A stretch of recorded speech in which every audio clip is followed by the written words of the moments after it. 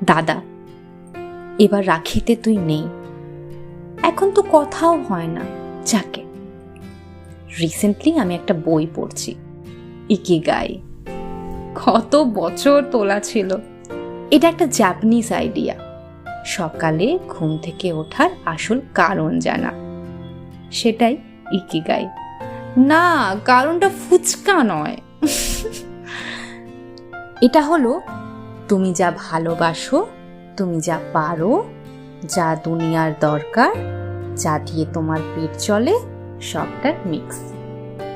অনেকটা রাখির মতো, যেখানে ভালোবাসা, ঝগড়া, সুরক্ষা আর একটু ব্ল্যাকমেলিং সব গাথা এক সুতোয়।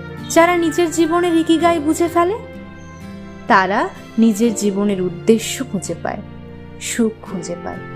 আমিও নিজের জীবনের ইকিগাই খুঁজতে চাই, সুন্দর উদ্দেশ্যপূর্ণ জীবন কাটাতে চাই, ঝগড়াঝাটি আর মনে রাখতে চাই না। জানি না কতগুলো রাখি আসবে যাবে, কিন্তু আমি তোর জন্য অপেক্ষা